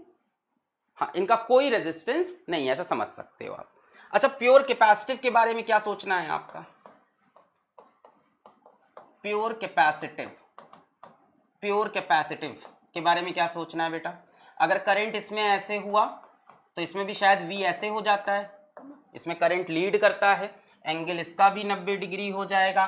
cos 90 इसके लिए भी 0 हो गया और एवरेज पावर यहां भी 0 हो गया। बड़ी कमाल की चीज है बच्चों, बड़ी कमाल की चीज है। बड़ी कमाल की चीज है कि काम भी हो गया और एवरेज पावर 0 है in pure inductive and pure capacitive. Clear है? अच्छा बात कर लेते हैं बच्चों, हम लोगों ने 2-3 सर्किट और पढ़े हैं। 1 2 3 2 सर्किट और पढ़े हैं। एक आपने LR पढ़ा था। LR को अगर मैं बनाऊं तो बेटा कैसा बनेगा? LR को अगर मैं बनाऊं, सोचो जरा सोचो, इसको ऐसे बना ले। यहाँ पे R हो जाएगा, यहाँ पे जीटा L हो जाएगा और यहाँ पे Z हो जाएगा। बेटा ये फाई होगा, इसमें तो फाई की कुछ वैल्यू होगी मेरे ख्याल से। फाई की कुछ वैल्यू है ना, सम वैल्यू जो कि 90 से छोटी है, 0 से बड़ी है। बेटा cos phi कितना हो जाएगा इस सर्किट का? कॉस फाई हो जाएगा आर बटे जेड। पार एवरेज कितनी हो जाएगी, V R M S I R M S R बटे जेड। सिंपल। अगर मैं आरसी सर्किट की बात करूं, सभी को अब तक क्लियर हो गया होगा, आरसी सर्किट की बात करूं तो बेटा इसमें आर ऐसे बनेगा और नीचे की तरफ क्या बन जाएगा, जीटा सी बन जाएगा, इधर अपना जेड निकल जाएगा, ये एंगल फाई हो जाएगा। यहाँ पे भी इसके पास कुछ सम फाइनाइट वैल्यू होगी, है ना, और कॉस फाई कितना हो जाएगा, इसका भी आर बटे जेड हो जाएगा। पार एवरेज कितनी हो जाएगी, V R M S I R M S R बटे जेड। इसमें चाहो तो जेड की वैल्यू निकाल सकते हो दोनों केस में। यहां जेड की वैल्यू कितनी हो पाएगी, कोई बता सकता है, आर अपॉन अंडर रूट बोलो XL square plus R square. यहां जेड की वैल्यू क्या हो जाएगी, आर अपॉन जेड की वैल्यू बोलो XC square plus R square. बोलो ये सब याद है, बोलो ये सब याद है। जेड की वैल्यू क्या होगी यहाँ पे, R square plus XC square. Clear है ये सब, एकदम सिंपल, एकदम हलवा चीजें। आगे बढ़ जाएं, आगे बढ़ जाएं, क्लियर, एकदम हलवा चीजें थी यहां तक। चलो सवाल करते हैं आज। In an LR circuit the inductive reactance is equal to resistance R of the circuit. क्या बोला है, इन एन एलआर सर्किट, हमारे पास एक एलआर सर्किट है जिसमें inductive reactance is equal to resistance of the circuit. Inductive reactance मतलब XL is equals to R है, an EMF E is equals to E nought sine omega T, E nought sine omega T लगा हुआ है। The power consumed in the circuit, बेटा power पूछ रहा है और जब पार के साथ कुछ ना बोले तो आप क्या निकालना, एवरेज पार निकालना। यहां पे एपरेंट मत निकालना, पार के केस में ये बात रखना, पार केस में ये बात याद रखना कि अगर पार पूछे और कुछ ना लिखे तो एपरेंट मत निकालना, आप क्या निकालना, एवरेज पार निकालना, क्योंकि इसी का इंपॉर्टेंस है। ऐसा नहीं है कि apparent power, effective power, virtual power जैसा टर्म नहीं है इफेक्टिव पार का टर्म है, पर पार के केस में याद रखना बेटा सबसे इंपॉर्टेंट क्या होती है, एवरेज पार। अगर मेंशन नहीं है कि कौन सी पार पूछ रहा है तो हमेशा एवरेज पार निकाल के देना, क्योंकि इसी का सबसे ज्यादा इंपॉर्टेंस है। बस इतनी सी बात, पार एवरेज मुझे चाहिए। तो बेटा इसके लिए मुझको चाहिए होगा E R M S I R M S cos phi, यही चाहिए होगा, है ना। अच्छा, सबसे पहले बेटा जेड निकालना चाहिए मेरे ख्याल से मुझको। एलआर सर्किट की अगर हम बात करें तो एलआर सर्किट की अगर हम बात करें, सभी लोग को समझ में आ गया होगा, कई लोग आंसर भी निकाल चुके होंगे। कितना आ रहा, अभी किसी का नहीं आया, किसी का आंसर नहीं आया,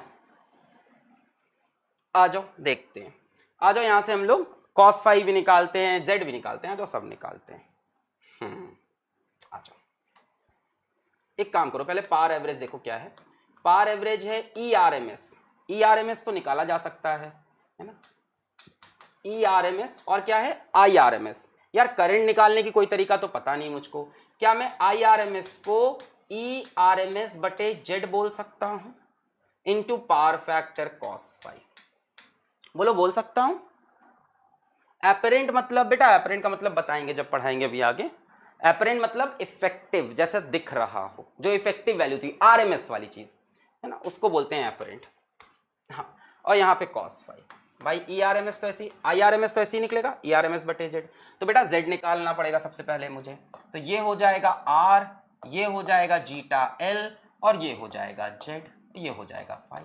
यहां से जेड सभी को क्लियर है, कितना हो जाएगा, अंडर रूट जीटा एल का स्क्वायर प्लस आर का स्क्वायर। जीटा एल आर के बराबर है बेटा, तो क्या लिख लेंगे, R square plus R square. तो बेटा ये 2r का स्क्वायर, तो जेड की वैल्यू कितनी बन गई, आर रूट 2 बन गई। बेटा कॉस फाई कितना हो जाएगा, आर बटे जेड, बड़ा सिंपल है। यहां से कॉस फाई की वैल्यू कितनी होगी, आर बटे जेड, है ना। आ जाओ नेक्स्ट पेज पे आ जाओ। So power average is equals to E R M S I R M S cos phi. बहुत सिंप्लिसिटी से पढ़ा रहा हूं मैं। E R M S, I R M S नहीं पता तो क्या करोगे भाई, E R M S by Z, ये पढ़ा था पिछले लेक्चर में। करंट क्या होता है, EMF upon net resistance impedance, और कॉस फाई क्या होता है बेटा, आर बटे जेड होता है। ई आर एम एस कितना हो जाएगा, E nought by root 2, E R M S कितना हो गया, E nought by root 2, z की वैल्यू कितनी आई है जरा देखो, r√2 into r upon z की वैल्यू r√2। खत्म करते हैं सवाल को, r से एक r मर गया, E0 का स्क्वायर हो गया, √2 कितना हो गया, 2 2 जा 4 4r। क्लियर है, E0 square by 4r, E0 square by 4r। Clear है सभी को, E0 square by 4r। Option C is correct. Clear, E0 square by 4r। जो बच्चे बोल रहे हैं रॉन्ग है वो रीजन बताएं मुझे, क्यों रॉन्ग कह रहे हैं,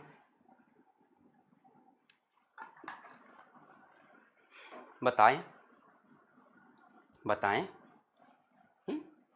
कहीं आप मिस्टेक कर रहे होंगे। क्लियर है सभी को, क्लियर, चलो आगे बढ़े।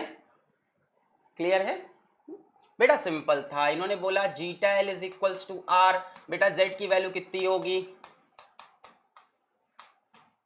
जीटा एल जेड कितना होता है, under root zeta L square plus R square, zeta L की जगह आर रख दो, R square plus R square कितना हो गया 2r स्क्वायर, आर बाहर आया r√2, कॉस फाई कितना हो जाएगा r बटे जेड होता है। सिंपल सी बात है, पार एवरेज कितनी हो जाती है, पार एवरेज हो जाएगी ERMS IRMS into cos phi.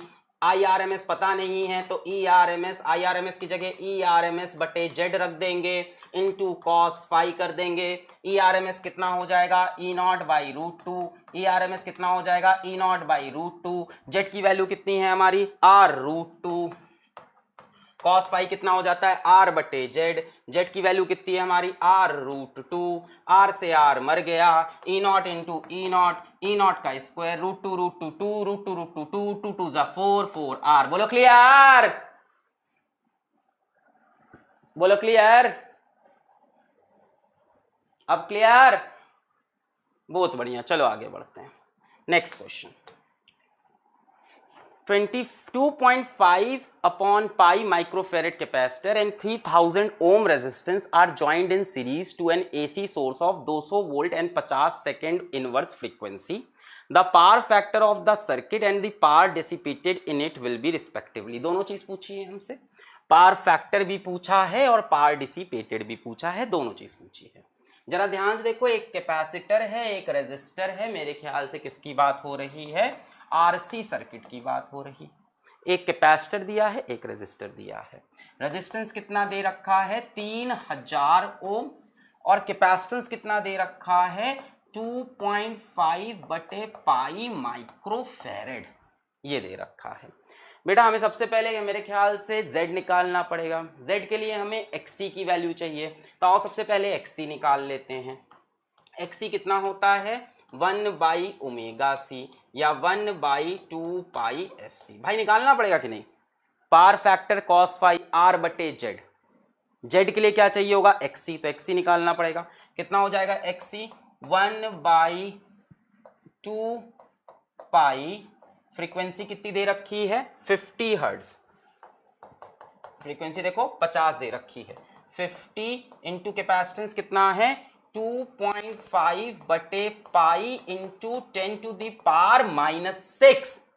क्यों भाई, क्योंकि माइक्रोफैरेड में है, पाई से पाई मर गया, 50 2 जा 100, 100 इंटू 2.5 250 और 10 की पावर 6 ऊपर गया 100, 2 इंटू 50 100, 100 इंटू 2.5 250 और ऊपर चला गया 10 की पावर 6, 10 की पावर 6 बटे 250, तो जीटा सी हो गया 10 की पावर 6 बटे 250, इसको हम लिख सकते हैं 1000 इंटू 1000 अपॉन 250 लिख सकते हैं 10 की पावर 6 को।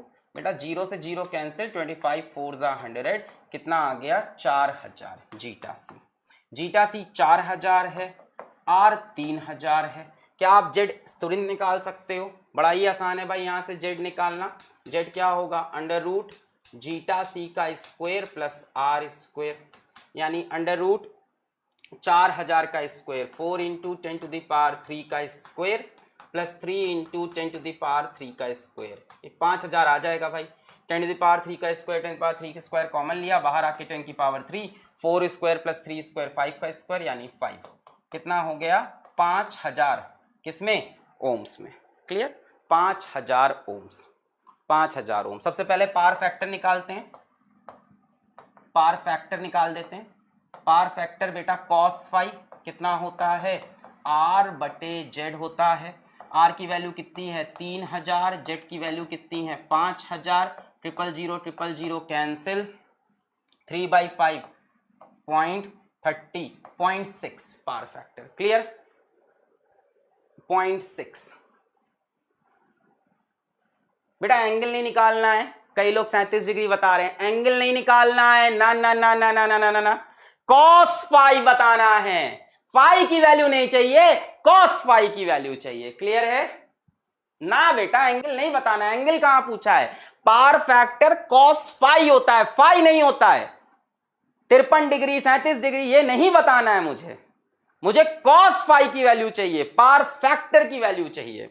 0.6 जैसा कोई ऑप्शन ये दिख रहा है एक, और एक ये दिख रहा है। अच्छा, अब इसके बाद पावर भी निकालनी है, power dissipated in it will B.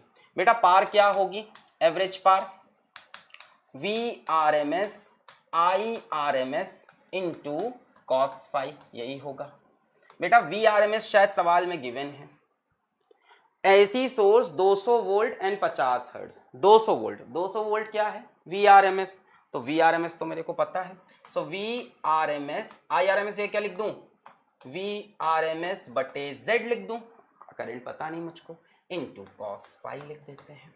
VRMS कितना है 200 वोल्ट गिवन है, सो 200 इंटू 200, Z कितना आया है 5000, इंटू cos फाई कितना है 0.6 है। खत्म करते हैं इसको, 00 कैंसिल, 10 कैंसिल, 5 4 जा 20, 4 2 जा 8, 8 6 जा 48, 4 2 जा 8, 8 और यहाँ पॉइंट लगा है 4.8 वाट। क्लियर, तो ये है 0.6 और वो 4.8, ऑप्शन सी इज करेक्ट। सभी को क्लियर हो गया, आगे बढ़े। इस तरह के क्वेश्चंस आपको डीपीपी में मिलेंगे, उनको भी लगाइएगा। चलिए आगे बढ़ते हैं, चलिए। Apparent power, virtual power, effective power. बेटा ये भी लेस इंपॉर्टेंट है, जब तक लिख के ना दे दे कि एपरेंट पावर निकालो या इफेक्टिव पावर, तब तक आप एवरेज पावर निकालना। एक बात लिख लो, until mentioned always find average power. जब तक बताए नहीं कौन सी पावर चाहिए, तब तक आप एवरेज पावर ही निकालना। ये भी बहुत ही लेस इंपॉर्टेंट है, एपरेंट पावर, वर्चुअल पावर या इफेक्टिव पावर। बेटा क्या होती है पावर एपरेंट, या इसी को बच्चों हम लोग वर्चुअल भी बोल सकते हैं, या इसी को बच्चों हम लोग इफेक्टिव भी बोल सकते हैं।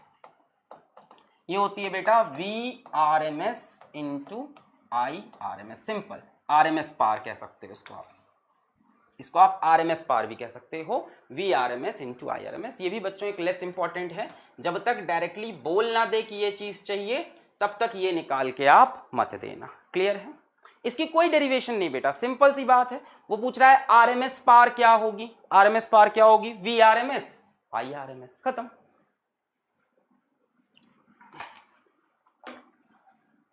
क्लियर,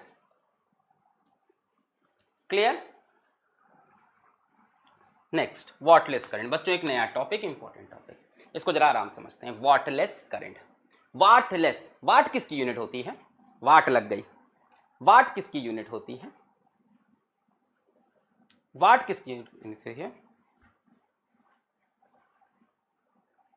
वाट किसकी यूनिट होती है, पार की।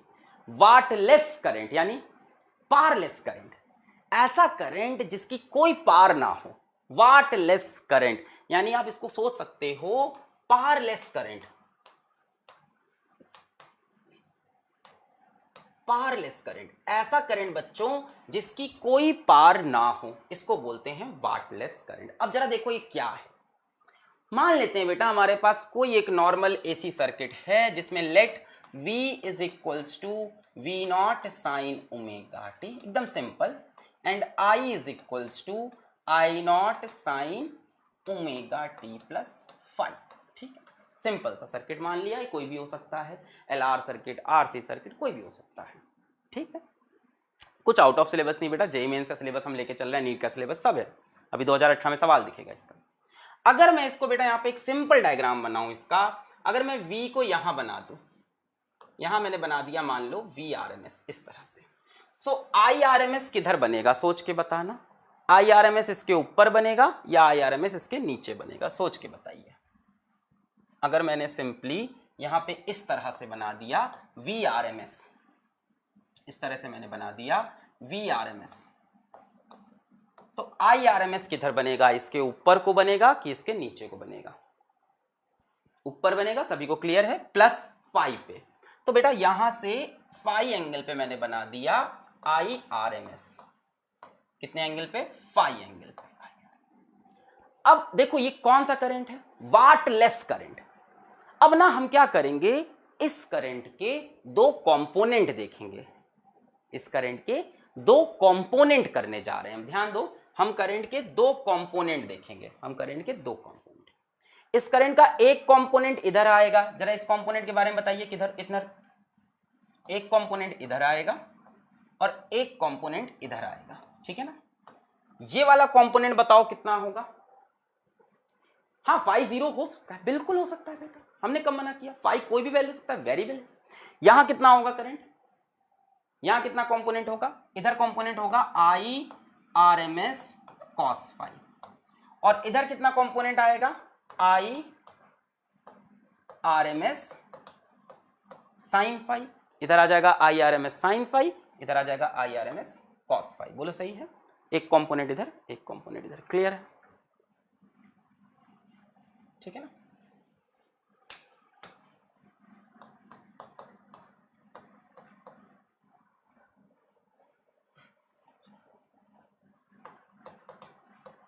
ठीक है ना।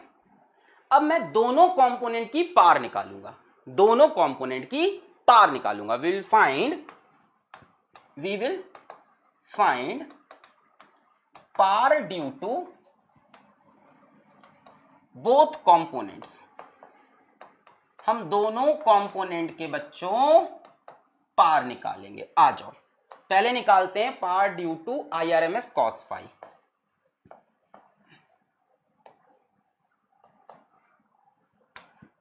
दोनों कंपोनेंट की पार निकालते हैं, आ जाओ पहले निकालते हैं power due to IRMS cos phi। इस करंट, ये पूरा करंट है बेटा, अब ये पूरा हमारा करंट है, इसकी वजह से पार निकालनी। मुझे जरा फॉर्मूला बताओ क्या लगेगा, चलो देखते हैं कौन सा ही बताता है, पार का फॉर्मूला बताओ, एवरेज पार, ठीक है, फॉर्मूला बताओ क्या लगेगा, VRMS। अब करंट कितना हो गया, अब करंट IRMS नहीं है, मुझे इस पूरे करंट की वजह, भाई ये करंट का जो कंपोनेंट है ये अपने आप में एक करंट है, तो करंट कितना हो गया IRMS cos phi, ठीक है। अब जरा मुझे बताओ कि इस पोटेंशियल और इस करंट के बीच में कितना फेज डिफरेंस है, सोच के बताओ, इस पोटेंशियल और इस करंट के बीच में कितना फेज डिफरेंस है। ये एक करंट है बेटा, अपने आप में अब ये एक करंट बन गया, मैं इस करंट की वजह से पार निकाल रहा हूं, this is a current now due to this current, ये करंट है VRMS IRMS cos phi, और इनके बीच में कितना एंगल है, 0। तो बेटा यहां पे क्या लिखना पड़ेगा मेरे को, cos 0, cos 0। नहीं समझ में आ रहा है, कुछ नहीं किया बेटा, मैंने इस करंट के दो कंपोनेंट कर दिए, मैंने कहा अब इस करंट की वजह से बताओ कितनी पार होगी, तो मैंने कहा V भी इधर, करंट भी इधर, तो पार फैक्टर कितना हो गया, cos 0 हो जाएगा, दोनों सेम डायरेक्शन में है। क्लियर हुई बात, मैंने कहा इस करंट के दो कंपोनेंट करते हैं, इस करंट के दो कंपोनेंट, इधर आएगा IRMS cos phi, इधर आया IRMS sin phi, नहीं आया, ये अपने आप में एक करंट बन गया। इसको ऐसे करते हैं, थोड़ा सा और इसको और अच्छे से करते हैं, आ जाओ, कोई दिक्कत नहीं है, समझ में तो आएगा ही आएगा। एक काम करते हैं, करंट के दो कंपोनेंट का नाम दे देते हैं, इसको बोलते हैं IX और इसको बोल देते हैं IY। अब ठीक है, IX IY। अब आ जाओ, power due to I X कितना है, I R M S cos phi. अब आई एक्स की बात करूं बच्चों में, तो आई एक्स ऐसा है कि नहीं, है ना, कितना, और इसी डायरेक्शन में बेटा क्या है, वी आर एम एस है। जरा ध्यान से देखो, आई एक्स इसी डायरेक्शन में, वी आर एम एस। इन दोनों के बीच में बच्चों कितना फेज डिफरेंस है, 0। इनके बीच का फेज डिफरेंस कितना है, 0। अब अगर मैं पार लिखूं एवरेज यहां पे, तो क्या होगा, V R M S I X, और आई एक्स और वी आर एम एस के बीच में क्या एंगल है, कॉस 0। अब आया वी आर एम एस और आई एक्स के बीच में क्या एंगल है, 0, कॉस 0। अब इसको आप मेंशन कर सकते हो, V R M S, I X की जगह I R M S cos phi and cos 0 is 1। ये आ गई एवरेज पार। चलो ठीक है, ये तो मेन वाला एक्सप्रेशन हो गया हमारा। हाँ सेम ही तो आया, एकदम सही कहा। पता है क्या हुआ है, जरा सोचो, असल में क्या हुआ है, करंट का वही कंपोनेंट पावर जनरेट करता है, करंट का वही कंपोनेंट पावर जनरेट करता है, करंट का वही कंपोनेंट पावर जनरेट करता है जो V के साथ होता है। करंट का वही कंपोनेंट पावर जनरेट करता है जो V के साथ होता है। जरा दूसरे कंपोनेंट की बात करते हैं, power due to I Y. बेटा आई वाई कितना है, I R M S sine phi. अगर आई वाई की बात करूं तो बेटा वो ऐसा दिख रहा है, आई वाई की बात करूं तो वो ऐसा दिखाई पड़ रहा है, और वी आर एम एस ऐसा दिख रहा है। इनके बीच में फेज डिफरेंस कितना है, 90 डिग्री है, 90 डिग्री है। तो यहां पे पार कितनी हो जाएगी, V R M S I Y cos 90। इसकी पार कितनी आएगी, 0।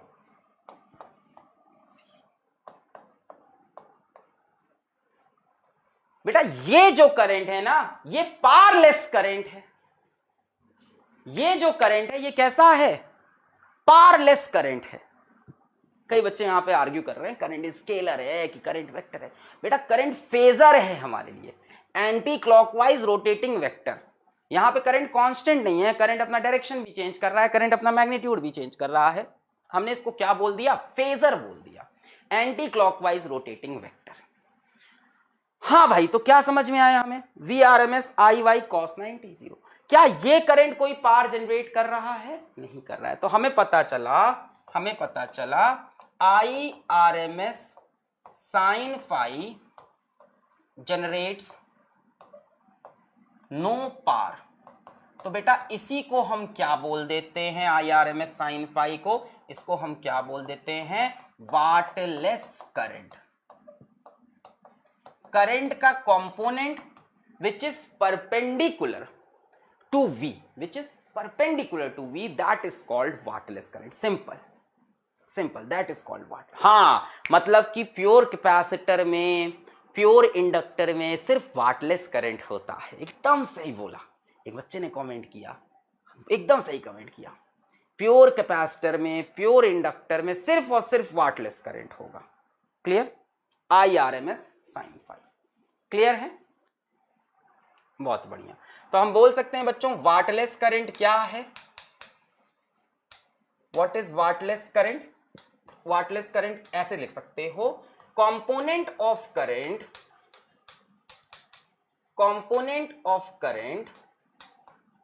Perpendicular to V। और बच्चों को कितना आता है हमारे पास, वैल्यू कितनी है उसकी, I R M S sine. Clear, clear है, अंडरस्टैंड, क्लियर है, चलो क्लियर है, I R M S sine phi. Clear है भाई। दो तरह के करंट के कंपोनेंट होंगे, एक कॉस फाई, एक sine phi. Cos phi power बनाएगा, साइन फाई पावर नहीं बनाएगा। कॉस फाई पावर बनाएगा, साइन फाई पावर नहीं बनाएगा, एकदम सिंपल है। है ना। करंट के दो कंपोनेंट है हमारे पास, यहां देखो ये Vrms और ये Irms, यहां एंगल फाई।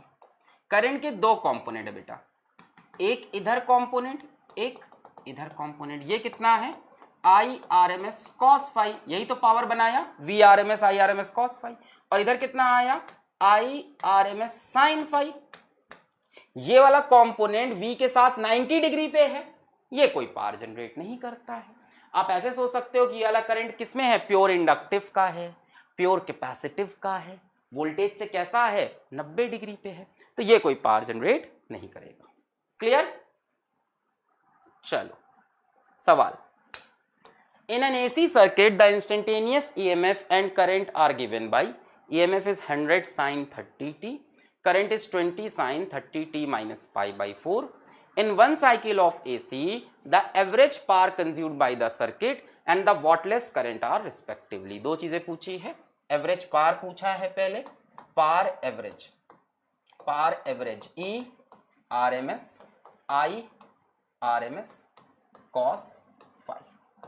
बेटा E देखो E नॉट पता है मुझे, I का I नॉट पता है, सो E RMS की जगह E naught by root two, I RMS की जगह I naught by root two, है ना। E नॉट पता है, I नॉट पता है, तो E naught by root two, I naught by root two. Cos phi, क्या हमें फाई गिवन है, जरा ध्यान से देखो, फाई सीधा सीधा दिख रहा है, माइनस पाई बाई 4। इन दोनों में फेज डिफरेंस कितना है, पाई बाई 4 का। यहां R बाई जेड से नहीं निकालेंगे, यहां फाई पता है भाई, अब ऐसे एकदम अंधों की तरह चला गया, cos phi R by Z, R कैसे निकालूं, फिर दिमाग लगाने लगे कि इसमें जेड निकालेंगे, R नहीं यार, सिंपल फेज डिफरेंस दिख रहा है पाई बाई 4। फाई की वैल्यू दिख रही है पाई बाई 4 साफ साफ, है ना, नहीं दिख रही है, ये पाई तो है, ये फाई तो है पाई बाई 4। फेज डिफरेंस कितना है, पाई बाई 4, मतलब कि 45 डिग्री। तो कितना हो जाएगा, cos 45 1 by root two. E naught की वैल्यू कितनी है, 100 बटे रूट टू, आई नॉट की वैल्यू 20 बटे रूट टू, कॉस 45 इज 1 बटे रूट टू। बेटा रूट टू 2 हो जाएगा, 2 10 जा 20 हो जाएगा, रूट टू 2 10 जा 20, 1000 बटे रूट टू, ये मिल गई पार 1000 बटे रूट टू। अरे यार ये तो सिंपल है, वाटलेस करंट निकालने की जरूरत नहीं। जिस बच्चे को वाटलेस करंट का कंसेप्ट नहीं भी आता हो, जेई ने कितना हलवा सामान फेंका था मुंह पे यार, कम से कम एक ऑप्शन में तो 1000 बटे रूट टू और डालना चाहिए था।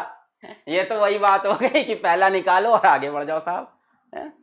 कौन बना रहा है जेई के ऐसे सवाल यार, क्या है ये, क्या है, माना मेंस का लेवल कम रखना है, इतनी तो यार एकदम ही आलसी बैठ के जैसे पेपर बनाए हो, है ना। शुक्ला जी 2 ऑप्शन में 1000 बटे रूट टू डाल दे, बहुत लंबा है 1000 लिखना, रूट टू कैसे लिखेंगे, 50 लिख दो, खत्म करते हैं। मतलब यार 2 ऑप्शन में 1000 बटे रूट टू डालने में इनको किस बात का आलस आ रहा था। आपने टेस्ट ही नहीं किया कि बच्चे को वाटलेस करंट आता है कि नहीं। बोर्ड लेवल का बच्चा ये सॉल्व करके निकल जाएगा, आपने टेस्ट ही नहीं किया कि उसको वाटलेस करंट पता है कि नहीं। शेमफुल, डिस्ग्रेसफुल, छी। आओ हम लोग निकालते हैं वाटलेस करंट भी। बहुत बुरा किया भाई जेई ने, वाटलेस करंट, है ना। आपके आज जो पीडीएफ है, जो डीपीपी है, उसमें भी एक सवाल है इसका वाटलेस करंट का। कितना होता है, I RMS sine phi, perpendicular component ना। आई आरएमएस कितना होगा यार, I nought by root two into sine 45। I nought कितना है, 20 दिया है, 20 by root two, sine 45 is 1 by root two 10। हम अपनी भाई सुरक्षा के लिए निकालेंगे कि नहीं, है? छोड़ थोड़ी ना देंगे, 10 एम्पियर। क्लियर है, ये करंट कोई पावर जनरेट नहीं कर रहा। क्लियर। माइनस पाई बाई 4 क्यों नहीं लिया बेटा, ले लो माइनस, फेज डिफरेंस से मतलब है मुझको। अगर आप ध्यान दो कि सर माइनस क्यों नहीं लिया, प्लस क्यों लिया, कोई दिक्कत थोड़ी ना। ये वी रहा, ये आई रहा, आई पीछे है इस बार, कितना पीछे है, पाई बाई 4 पीछे। इससे मुझे क्या फर्क पड़ेगा बताओ, क्या फर्क पड़ेगा, यही तो पावर फैक्टर बनेगा। इधर आएगा आई कॉस पाई बाई 4, इधर आएगा आई साइन पाई बाई 4, है कि नहीं। ये आएगा I sine pi by 4, I RMS sine 45। तो भाई यही कंपोनेंट तो इसके परपेंडिकुलर है, उससे कोई फर्क नहीं पड़ेगा। नेक्स्ट सवाल, a coil has an inductance of 0.7 Henry and is joined in series with a resistance of 220 ohm. A coil has an inductance यानी L है, resistance यानी R है, यानी LR सर्किट की बात हो रही है पहली बात. When an alternating EMF of 220 volt at 50 cycle per second, बेटा ये फ्रीक्वेंसी है 50 cycle per second is applied to it, then the wattless component of the current in the circuit. बच्चों हमसे wattless component पूछा है, वॉटलेस करंट पूछा है. Wattless current का फॉर्मूला क्या हो रहा है, IRMS साइन फाई हो रहा है. अब इसमें कई चीजें निकालनी पड़ेगी, IRMS निकालना पड़ेगा, साइन फाई निकालना पड़ेगा. सबसे पहले क्या किया जाए, अपने को R गिवन है 220, अपने को L गिवन है 0.7 हेनरी, अपने को फ्रीक्वेंसी गिवन है 50 हर्ट्ज. सबसे पहले यार जीटा L निकालते हैं, उसकी जरूरत तो पड़नी ही पड़नी है. Zeta L is equals to omega L या 2 pi f into L. 2 pi frequency 50, L है 0.7, 2 इंटू 50 हो गया 100, 100 इंटू 0.7 इंटू पाई. जरा देखो यहाँ इन्होंने कुछ दे रखा है, 2 पाई FL, 2 into pi frequency 50, 100, 0.7 into pi की वैल्यू 2.2 दे रखी है. देखो ये वैल्यू दे रखी है इसकी 2.2, इसकी वैल्यू 2.2. तो पुट कर देते हैं 100 इंटू 2.2, बेटा पॉइंट हटा, जीरो हटा, 220 ओम.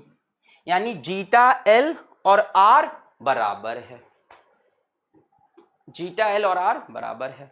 ठीक है, 50 हर्ट्ज लिखो. हाँ हेनरी लिख दिया मैंने, लिख दिया. The way you people talk on chat is hilarious. सही भी है वैसे. मुझे तो लगता है यार ये सर्वर का कॉन्सेप्ट हटा के नाम आ जाना चाहिए. मतलब बाकी हर जगह ये कल्चर है, बच्चा और फ्रेंडली फील करेगा. नाम बोले सीधा कि अलग पढ़ाओ, है ना, चालू हो जाओ. गाली नहीं बकरे लगना कि पढ़ा अलग, अबे पढ़ा, ये भी नहीं. मतलब स्टिल CPS बेटा साइकिल पर second. What is this CPS बच्चा पूछ रहा है.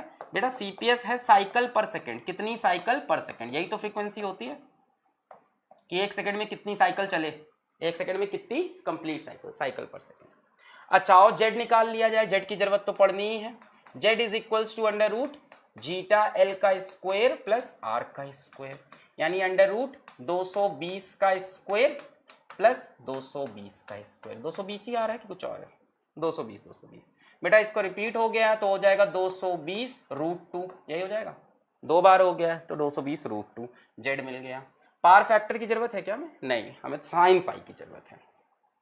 अच्छा हमें साइन फाई चाहिए, जरा डायग्राम बनाना पड़ेगा. IRMS चाहिए, IRMS तो मिल जाएगा आप शायद. IRMS कितना होगा बेटा, VRMS बाई Z. चलो एक चीज तो ये मिल जाएगी, है ना, VRMS बाई, एक साथ निकालेंगे. आ जाओ. RL सर्किट है तो यहां बनेगा R, ये बना जीटा L और ये बन गया Z. ये एंगल हो गया फाई. बेटा यहाँ पे क्या लगा सकते हो, जीटा L लगा सकते हो. लगा सकते हैं कि नहीं. बेटा वैल्यू कितनी होगी, ये भी 220 है, ये भी 220 है, 45 डिग्री होगा फाई. ये भी 220, ये भी, ये देखो ना 220, फाई की वैल्यू ही पता चल गई 45 डिग्री. फाई 45 डिग्री है. अरे है कि नहीं, ये भी 220 है, ये भी 220 है, बराबर है कि नहीं दोनों. जैसे चाहो वैसे निकाल लो. साइन फाई चाहो साइन फाई निकालो, परपेंडिकुलर अपॉन हाइपोटेन्यूज. चलो आओ. वैसे तो मुझे पता है फाई 45 डिग्री है, फिर भी अगर हमको सुकून नहीं मिल रहा है तो हम साइन फाई भी निकाल सकते हैं. साइन फाई क्या हो जाएगा, perpendicular upon hypotenuse. Zeta L की वैल्यू कितनी है, 220. Z कितना है 220 रूट 2. साइन फाई कितना हो गया 1/√2, है ना, वही तो भाई 45 रखते तो भी आ जाता. और निकाल देते हैं वॉटलेस करंट, खेल खत्म करते हैं. वॉटलेस करंट कितना हो जाएगा, IRMS साइन फाई. IRMS बेटा क्या लिख सकते हैं, VRMS by Z into sine phi. बेटा VRMS दे रखा है शायद सवाल में. When an alternating EMF of 220 volt, कुछ लिखा नहीं है साथ में तो बेटा RMS वैल्यू होगी. When alternating EMF of 220 volt, कुछ लिखा नहीं है तो RMS वैल्यू होगी. सो 220, Z कितना आया है 220 रूट 2 और साइन फाई कितना है 1/√2 है मेरे ख्याल से. ये कैंसिल कैंसिल कितना आ गया 1/2 0.5 एम्पियर। ऐसा ऑप्शन दिख गया आपको, 0.5 एम्पियर। क्लियर? सभी बच्चों को मजा आ रहा है? क्लियर है? आ गया ये वाला कॉन्सेप्ट भी क्लियर है? वाटलेस करंट क्लियर हो गया है, IRMS sin phi। चलो अपना नेक्स्ट कॉन्सेप्ट, आज का लास्ट कॉन्सेप्ट, चोक कॉइल पे आ जाते हैं। अब बेटा चोक कॉइल क्या चीज होती है? देखो चोक का वर्ड तो सुन रखा होगा तुमने, कहाँ सुना होगा? चोक का वर्ड कहाँ सुना है? चोक कॉइल सुना है क्या? चोक कॉइल सुना है क्या? कहाँ सुना है? कहाँ सुना है चोक कॉइल? चॉकलेट में नहीं चॉकलेट में चोक, चोक कॉइल नहीं सुना है? ट्यूबलाइट में नहीं बोलते हैं इसका चोक खराब हो गया है? गाड़ी का चोक खराब हो गया, गाड़ी में सुना है कि भाई गाड़ी में चोक निकालते हैं, है ना? बेटा चोक कॉइल का काम क्या होता है? चोक कॉइल का काम होता है करंट को रिड्यूस करना बिना बिना पार को बर्बाद किए। बड़ी खतरनाक चीज है, करंट को रिड्यूस करो बिना पार को बर्बाद किए। चोक कॉइल का पर्पस क्या है? रिड्यूस करंट, करंट को कम करो without wasting par.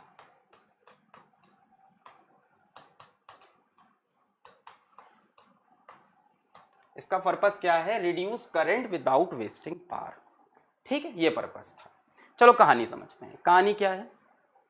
Some electrical devices work at low currents. कुछ इलेक्ट्रिकल डिवाइसेस, ट्यूबलाइट का एग्जांपल सबसे ज्यादा प्यारा दिया जाता है कि जो हमारा ट्यूबलाइट है वो बहुत लो करंट पे फंक्शन करता है, इसको बहुत हाई करंट नहीं चाहिए होता है, स्टार्ट करने के लिए चाहिए होता है, उसके बाद बड़े लो करंट पे फंक्शन करता है। अब मैं यहाँ एलईडी की बात नहीं कर रहा हूँ, है ना? एलईडी की बात नहीं, अब तो टेक्नोलॉजी चेंज हो गई है, ठीक है, अब तो एलईडीज आ गए हैं, लाइट इमिटिंग डायोड्स, तो वो नहीं। सम इलेक्ट्रिकल डिवाइसेस, पुराने जो आते थे ट्यूबलाइट्स हमारे, उसमें लगता था choke coil. Some electrical devices work at low current, so we need to reduce the supply current for such devices. ऐसी डिवाइसेस में हमें करंट कम भेजना होता था। तो करंट कम कैसे करें? सोचो यहाँ पे बहुत सारा करंट आ रहा है, इस चीज में बहुत करंट है, इसको हम कम कैसे करें? सोच के बताओ कि चीज में बहुत सारा करंट आ रहा है, करंट को कम कैसे? हाँ गिर जाओ, पहले मार्कर गिरता था, बॉटल गिर जाओ भाई सॉरी हाँ ये बताओ, मजा आता है, बड़ा बड़ा मजा आता है। हाँ ये बताओ करंट कम कैसे करें? रेजिस्टेंस लगा के। भाई रेजिस्टेंस लगा देंगे करंट कम हो जाएगा, है ना? सिंपल सी बात है। To reduce current we can simply use a resistor. भाई रेजिस्टेंस लगा दोगे करंट कम हो जाएगा, है ना? हमने यहाँ पे डिवाइस थी, डिवाइस के बगल में क्या लगा दिया? अरे पहुंचो भैया तुम, मैं पहले आगे बढ़ जाता हूँ, ये थोड़ा सा पीछे रहता है ना, 8 सेकंड पीछे। हाँ यहाँ डिवाइस थी, डिवाइस के बगल में क्या आ गया? रेजिस्टेंस आ गया। अब ये रेजिस्टेंस क्या करेगा? करंट को कम कर देगा, है कि नहीं? भाई रेजिस्टेंस में क्या होगा? करंट रिड्यूस हो जाएगा, है ना? Because of resistance, because of resistance भाई करंट डिक्रीज कर जाएगा, करंट डिक्रीजेस। पर दिक्कत क्या है कि रेजिस्टेंस पार खा जाएगा, रेजिस्टेंस पार खा जाएगा। भाई रेजिस्टेंस में करंट ऐसे, V ऐसे, इनके बीच का फेज डिफरेंस कितना हो गया? 0 डिग्री हो जाएगा, है ना? तो यहाँ पे पार भी तो कंज्यूम होगी, पार नहीं कंज्यूम होगी? बिल्कुल होगी। क्या होगी? Power P is equals to V RMS I RMS cos 0, cos 0 is 1, V RMS I RMS, I RMS क्या हो जाएगा?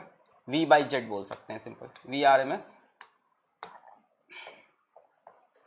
V RMS बटे जेड, जेड की जगह आर ही लिख लो भाई, यहाँ आर ही तो अकेला है कि नहीं? तो ये क्या करेगा भाई साहब? पार कंज्यूम करेगा, है ना? कुछ एनर्जी खा जाएगा। आपका बच्चे कह रहे हैं पैरेलल में खेल खेल लो सर, है ना? कि सर पैरेलल का खेल खेल लो तब तो काम बन जाना चाहिए। V RMS I RMS, बेटा पैरेलल में खेल खेलने से पार को कोई फर्क नहीं पड़ता है, पैरेलल में खेल खेलोगे तब भी वो पार चूस जाएगा। और तुम कह रहे हो कि फिर सर करंट डिवाइड भी तो हो जाएगा, करंट तो कम हो जाएगा।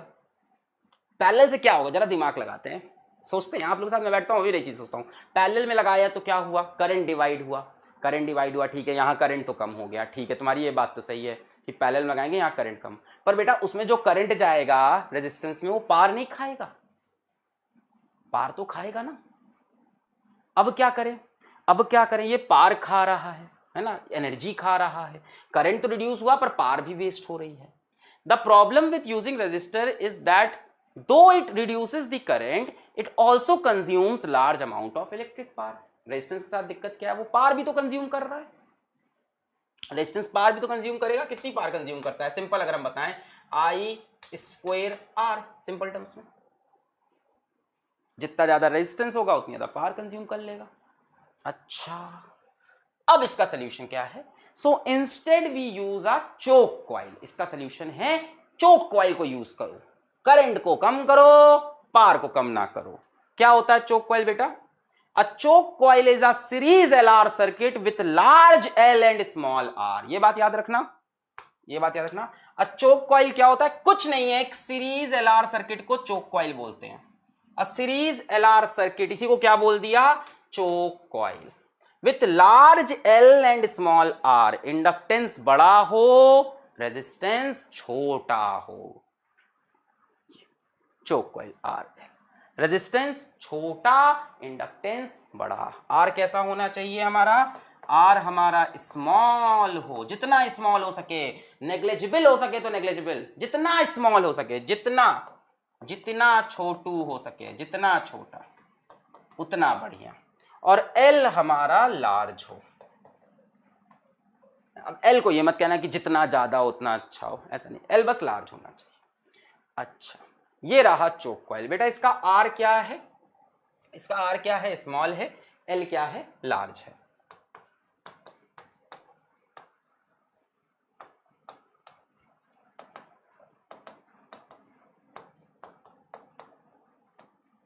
अच्छा बेटा, क्या ये करंट कम कर पाएंगे, बिल्कुल कम कर पाएंगे, दे विल रिड्यूस करंट,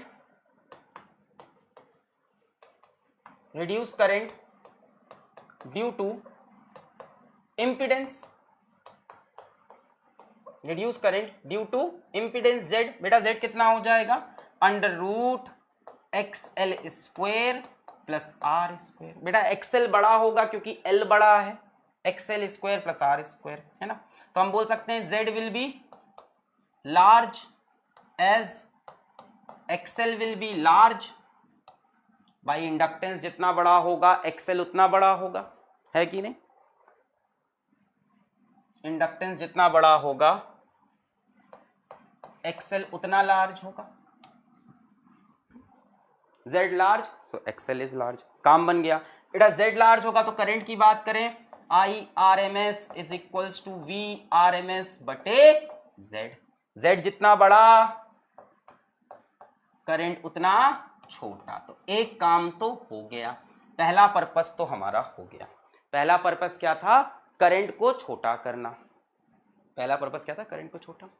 दूसरा पर्पस क्या है, दूसरा पर्पस क्या है, करंट को छोटा करना। दूसरा पर्पस क्या है, दूसरा पर्पस क्या है, दूसरा पर्पस क्या है, दूसरा पर्पस क्या है। एक तो करंट को छोटा, दूसरा पर्पस क्या था, दूसरा पर्पस क्या था, एक तो करंट को छोटा करना, दूसरा पर्पस क्या है, पार को कम करना। अच्छा, पार की बात करते हैं बच्चों, पार की बात करते हैं। जरा पार फैक्टर देखो इसका, power factor cos phi is equals to R बटे जेड। बेटा आर कैसा है, स्मॉल है, जेड कैसा आ रहा है, लार्ज आ रहा है, तो ओवरऑल cos फाई कैसा होगा, स्मॉल होगा। नीचे बहुत बड़ी क्वांटिटी, ऊपर छोटी क्वांटिटी, तो बेटा पार जो एवरेज होगी VRMS IRMS cos फाई। अब ये cos फाई कैसा हो गया हमारा, स्मॉल हो गया, नेग्लिजिबल हो गया, VRMS IRMS इंटू आर बटे जेड। अब हमारा रेजिस्टेंस नेग्लिजिबल होता है, बहुत छोटा, रेजिस्टेंस हमारा नेग्लिजिबल हुआ, जिस वजह से average power is nearly zero, not exactly zero, practically zero नहीं हो सकती, नियरली जीरो। तो पावर वेस्टेज बहुत कम है और करंट छोटा हो चुका है, current is still small, current is still small. फिर पूछ रहे हैं करंट कैसे छोटा है, जरा फिर से देख लो, IRMS is equals to VRMS बटे जेड, क्योंकि जेड हमारा लार्ज है। तो ओवरऑल रेजिस्टेंस बढ़ गया, रेजिस्टेंस मतलब इंपिडेंस बढ़ गया, बट रेजिस्टेंस वाला कंपोनेंट कम रह गया जो पावर वेस्ट करेगा। क्लियर है? तो यहीं पे लेक्चर करते हैं समाप्त। अब जाके आप सॉल्व करिए डीपीपी, पढ़ाई करते रहें। All the very best.